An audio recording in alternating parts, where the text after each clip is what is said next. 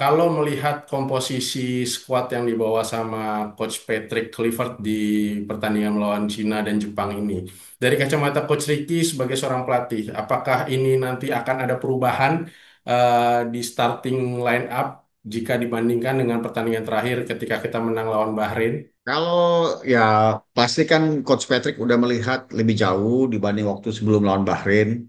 Waktunya lebih banyak, dia bisa lebih menganalisa setiap pemain, mengenal setiap pemain, khususnya para pemain-pemain lokal yang ada di liga kita ya, seperti Egy yang dipanggil, ada Beckham.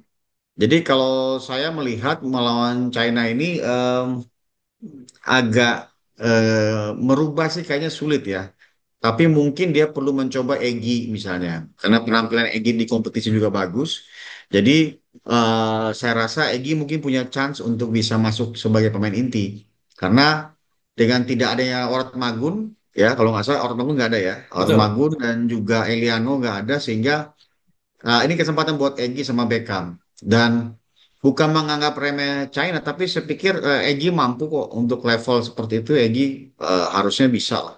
Bisa dicoba lah untuk Egy bisa starting lawan China besok.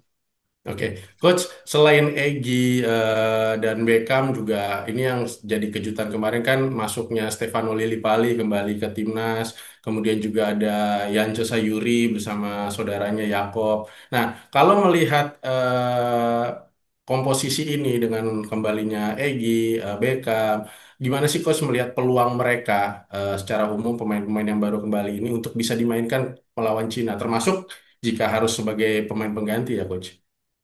Em, Kalau misalnya formasinya tidak berubah, saya agak sangsi dengan penampilan Lili Pali. Walaupun terakhir di Borneo dia udah mulai naik lagi penampilannya. Tapi ya jelas formasi itu akan sangat berpengaruh kepada performance dari pemain ya.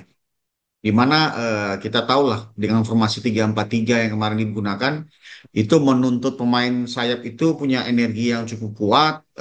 Sedangkan mungkin kalau feeling saya Lili Pali sebagai pengganti mungkin bisa gitu. Tapi saya lebih condong melihat Egy yang akan menjadi first 11-nya, sedangkan Yakob mungkin tetap sebagai kanan tapi mungkin juga sebagai pengganti karena kita lihat ada Kevin Dix dan juga masih beberapa pemain yang lebih lebih rutin bermain gitu. Jadi eh, peluang Lili Pali saya pikir mungkin tidak di game ini atau mungkin di game lawan Jepang. Jadi kita lihat aja nanti. Tapi feeling saya malah seperti yang saya bilang tadi, feelingnya lebih ke Egy ya. Egy yang lebih bisa mungkin bisa jadi inti gitu.